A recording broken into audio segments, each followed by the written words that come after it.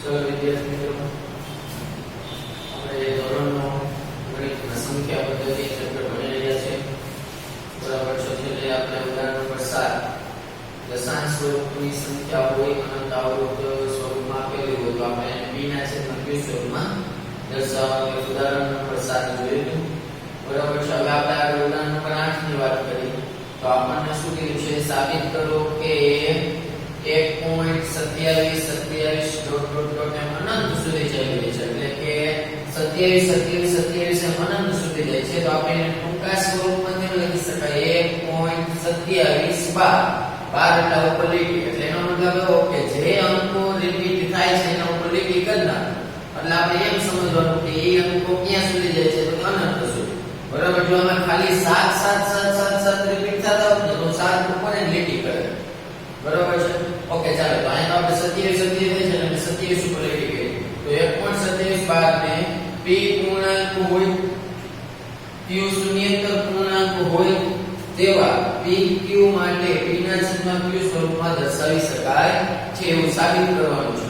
તો પહેલા વિદ્યાર્થી મિત્રો, શું કામ p ના છેદમાં q સ્વરૂપમાં કોને દર્શાવી શકાય? તો કે જે સમય સંખ્યાઓને એને દર્શાવી શકાય. તો આપણે અહીં લખીએ કે 1.27 એનું દશાંશ સ્વરૂપ અનંત આવૃત છે. કેવું છે? અનંત જાય છે અને આવૃત એટલે કે રિપીટ થાય છે. બરાબર છે. આવૃત છે. તેથી આપેલ સંખ્યા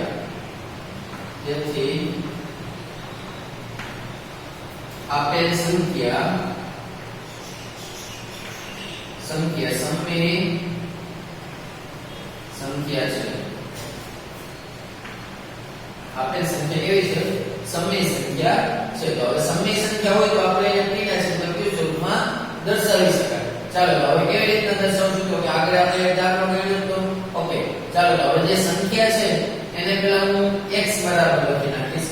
x બરાબર 1.27 સમીકરણ 1. બરાબર છે વિદ્યાર્થી મિત્રો.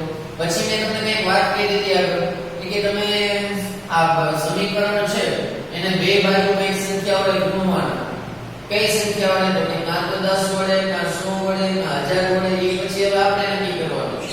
કેવી રીતે નક્કી થશે? જો તો કે જો જે પોઈન્ટ પછી જે અંકો રિપીટ થાય છે એ અંકો કેટલા અંકો રિપીટ થાય છે? તો કે બે અંકો રિપીટ થાય છે. બગડો અને સાતડો રિપીટ થાય છે. તો બે અંકો અને બે અંક રિપીટ થાય છે તો આપણે એને 100 વડે ગુણીશું. કેટલા વડે? 100 વડે. તો ચાલો સમીકરણ 1 ને બંને બાજુ 100 વડે ગુણો તો 100 ગુણ્યા x અને અહીંયા 100 ગુણી નાખ આપણે. ચાલો આ 1.27 ડોટ આગળ જાય છે. તો હવે આનું સાતડું આપો આપણે. તો 100 ગુણ્યા x એટલે કેટલા થાય? 100x બરાબર ના બરાબર. આ 100 અને ગુણી જશે તો બે આંકડા પોઈન્ટ જમણી બાજુ જશે કારણ કે બે બિંદુ છે. તો ક્યાં પોઈન્ટ વયો જશે? બગડા અને સાતડાની બાજુ વયો જશે. એટલે 127.27 એમ પાછા આવી જશે. આને સમીકરણ 2 આવે. બરાબર છે. ચાલો હવે આપણે પછી એક વાત કરી હતી કે બે સમીકરણ મળી જાય પછી આપણે શું કરતા હતા? તો કે બંનેની બાદબાકી કરતા હતા. પણ બાદબાકી આપણે મોટામાંથી નાનું બાદ કરવાનું. બરાબર છે. તો આપણે લખીએ સમીકરણ 1 અને સમીકરણ 2 ની બાદબાકી કરતા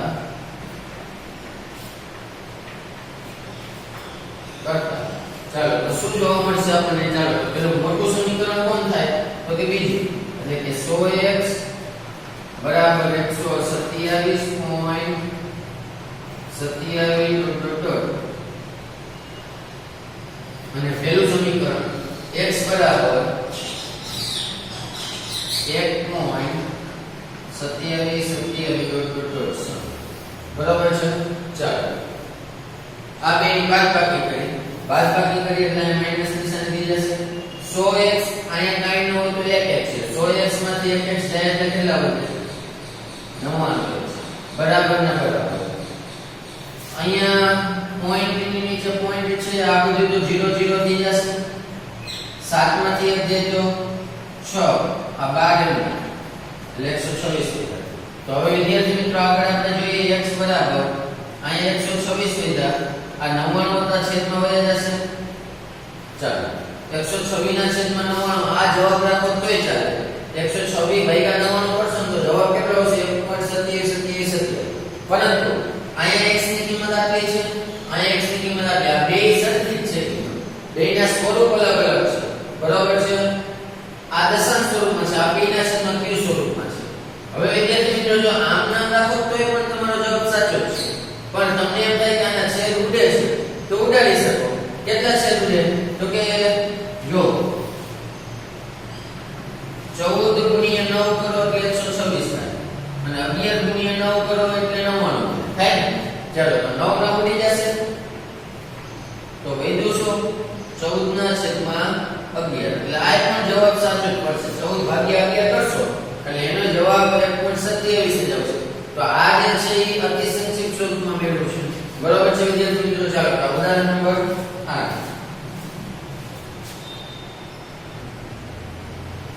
ચલો વિદ્યાર્થી મિત્રો હવે આગળ ઉદાહરણ નંબર 9 વાત કરીએ તો એમાં કીધું છે સાબિત કરો કે 0.23535 અનંત સુધી જાય છે પણ અનંત સુધી ખાલી 35 જ જાય છે. એટલે આપણે એને ટૂંકા સ્વરૂપમાં લીધું 0.235 12 કોના ઉપર કર્યું છે? ખાલી 3 અને 5 ઉપર જ કર્યું છે. જો રિપીટ ખાલી 3 અને 5 જ થાય છે, બગડો તો એક વાર જ આવી ગયો.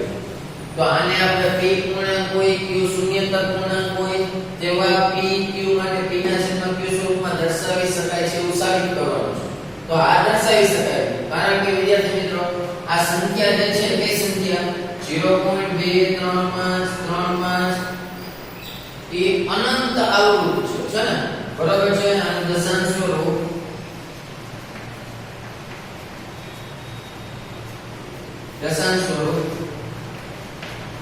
અનંત આવૃત છે. તો આથી આપેલ સંખ્યા કેવી થશે? સમય. આપેલ સંખ્યા સમય છે. અને હવે જો સમય હશે તો આપણે એને p ના છેદમાં q સ્વરૂપમાં દર્શાવી શકાશે. તો ચાલો આપણે જેમ દર્શાવીએ છીએ એમ જ દર્શાવીએ. અને આ છેલ્લા ઉદાહરણમાં ઉદાહરણ 8 માં જોયું જેમ દર્શાવ્યું એ જ રીતના દર્શાવશે. તો આપેલ સંખ્યા છે x બરાબર 0.23535 ડોટ ડોટ ડોટ સમીકરણ 1. બરાબર છે? ચાલો હવે વિદ્યાર્થી મિત્રો હમણાં જ મેં વાત કરી કે આપણે એને કઈક સંખ્યા વડે ગુણવાના 10 વડે 100 વડે 1000 વડે. પણ હવે જો કેવી રીતના નક્કી કરવાનું કે જેટલા અંક રિપીટ થાય છે એ પ્રમાણે ગુણવાના. ચાલો આમાં કેટલા અંક રિપીટ થાય છે? તો કે 35 રિપીટ થાય છે એટલે 2 અંક રિપીટ થાય છે. તો એને આપણે કેટલા વડે ગુણશું? 100 વડે ગુણશું. ચાલો અને 100 વડે ગુણશું એટલે 100 ગુણ્યા x આ બાજુ 100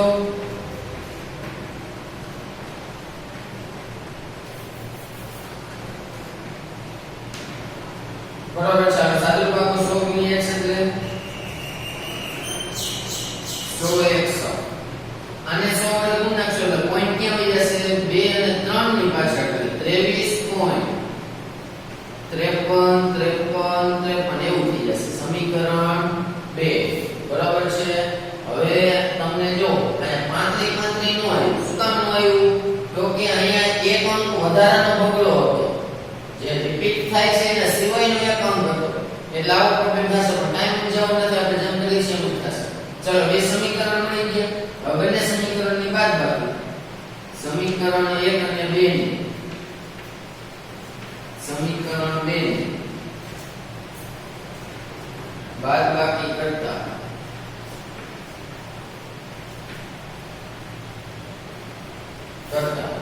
તો ચાલો શું થશે? જો સમીકરણ 2 છે આપણી પાસે 100x બરાબર 23.53 આગળ જાય છે. અને પહેલું સમીકરણ x બરાબર 0.35 આ રીતના જાય છે. બરાબર છે? ઓકે. ચાલો વિદ્યાર્થી મિત્રો હવે આપણે જોઈએ આગળ. સોરી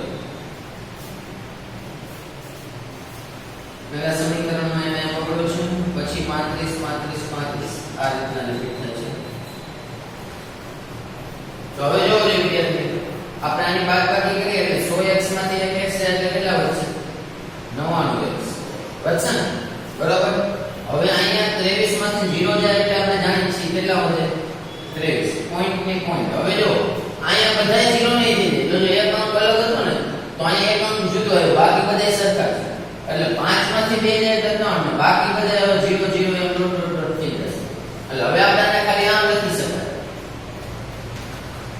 23.3 આવું લખી શકાય બરાબર છે ચાલો હવે આ 99 ક્યાં વહી જશે સામે તો x બરાબર 23.3 છેદમાં 99 પણ વિદ્યાર્થી મિત્રો આપણે આ સ્વરૂપ મળ્યું p ના છેદમાં q સ્વરૂપ મળ્યું તો ખરા પણ શરત શું છે p પૂર્ણાંક હોવો જોઈએ તો આ પોઈન્ટ વાળો છે એ હાલે નહીં તો મારે એનો પૂર્ણાંક બનાવવો હોય તો પોઈન્ટ દૂર કરવો પડશે ચાલો તો પોઈન્ટ દૂર કરવો હોય તો આપણે શું કરશું પોઈન્ટ પછી કેના આંકડા છે 1 તો નીચે એક બિંદુ મૂકી દો એટલે પોઈન્ટ દૂર થઈ જશે બરોબર છે તો x બરાબર શું થયું 233 છેદમાં 99 અને અહીં એક બિંદુ મૂકી દો એટલે 990 ચાલો હવે આ આપણે જે મળ્યું એ p ના છેદમાં q સ્વરૂપમાં કિંમત મળી બરોબર છે અને 233 ભાગ્યા 990 કરશો તો જવાબ તમને આટલો આવશે 0.235 અને આના જો નીચે ઉડતા હોય તો તમે ઉડાડી શકો છો ચાલો ઉદાહરણ નંબર 8 સોરી 9 ચાલો વિદ્યાર્થી મિત્રો આપણે સમય સંખ્યાની વાતચીત કરી સમય સંખ્યા નું દશાંશ સ્વરૂપ શાંત મળે અને અનંત આવૃત મળે બરાબર છે પરંતુ વિદ્યાર્થી મિત્રો આપણે અસમય સંખ્યા કહીએ જેમ કે અસમય સંખ્યા આપણે જાણીએ છીએ વર્ગમૂળ 2 છે અથવા પાઈ છે બરાબર છે હવે બીજી વર્ગમૂળ વાળી કોઈ પણ સંખ્યા પણ હા વર્ગમૂળ વાળી એવી સંખ્યા કે જેનું વર્ગમૂળ પૂર્ણ સંખ્યામાં નીકળતું હોય તો તે સંખ્યા સમય કહેવાય અસમય કહેવાય નહીં તો વર્ગમૂળ 2 છે એ અસમય છે કારણ કે એનું વર્ગમૂળ તમે કાઢશો કેલ્ક્યુલેટરમાં ગણતરી કરીને તો તમે બુકમાં થિયરી છે જોઈ શકો છો આવી રીતના 1.41 અનંત સુધી આવી જાય છે પણ અનંત સુધી તો જાય છે અને અંક રિપીટ નથી થતા અલગ અલગ જુદા જુદા અંક આવે છે એવી રીતના તમે પાઈ ની કિંમત મેળવશો તો 3.14 બરાબર છે 3.14 15 92 આવી રીતના એમાંય પણ અલગ અલગ અનંત સુધી અંકો રિપીટ થાય છે બરાબર છે વિદ્યાર્થી મિત્રો તો આ વર્ગમૂળ 2 ની કિંમત 1.41 આગળ પાછળ ઘણા બધા અંકો અનંત સુધી જાય છે પણ એકય અંક રિપીટ નથી થતા બધા જુદા જુદા અંકો આવે છે એવી રીતના પાઈ ની કિંમત 3.14 બરાબર છે એમાંય પણ જુદા જુદા અંકો આવે છે તો હવે તમે અહીં જોઈ શકો છો તો કે આ દશાંશ સ્વરૂપ જ છે ને બરાબર છે આપણે સમય સંખ્યાનું દશાંશ સ્વરૂપ જોયું કે સમય સંખ્યાનું દશાંશ સ્વરૂપ અનંત સુધી જતો હતો પણ આવૃત એટલે કે અમુક અંકો પછી રિપીટ થઈ જતા હતા બરાબર છે અને ના તો શાંત મળતો હતો અમુક પોઈન્ટ પછી અમુક અંકો અટકી જતા હતા પણ આ દશાંશ સ્વરૂપમાં અનંત સુધી જાય છે અને એક સરખા નથી આવતા તો આવા દશાંશ સ્વરૂપને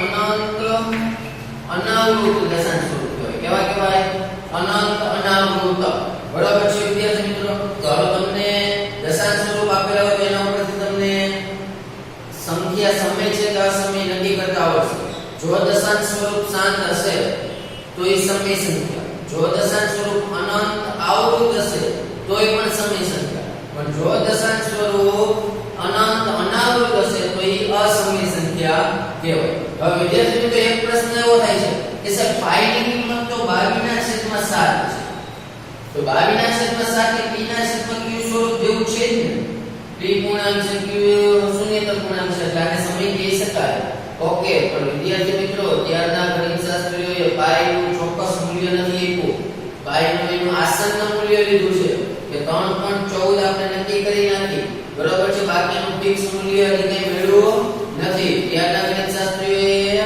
એનું આસન્ન મૂલ્ય મેળવી લીધું છે એટલે આપણે ભલે 22/7 ની મદદને નક્કી કરી છે પણ એને સમય સંખ્યા કહેશો નહીં તો તમને એક માર્કના પ્રશ્નમાં પૂછાશે પાઈ છે એ ખાલી જગ્યા સંખ્યા છે તો કે અસમય સંખ્યા તો વિદ્યાર્થી મિત્રો અત્યાર સુધી આપણે સમય સંખ્યા જોઈ એના દશાંશ સ્વરૂપની વાત કરી હવે અસમય સંખ્યા હતી એને અનંત અનાવૃત સ્વરૂપે દશાંશ સ્વરૂપ મેળવી શકાય બરાબર અને પાછું p ના છેદમાં q સ્વરૂપ મળે નહીં, કારણ કે એ કેવી સંખ્યા છે? અસમય સંખ્યા. અને અસમય સંખ્યાને p ના છેદમાં q સ્વરૂપમાં દર્શાવી શકાય નહીં. બરોબર છે વિદ્યાર્થી મિત્રો? તો હવે આના આગળના દાખલાઓ, અસમય સંખ્યાઓના દાખલાઓ આપણે પછી એના નેક્સ્ટ વિડિયોમાં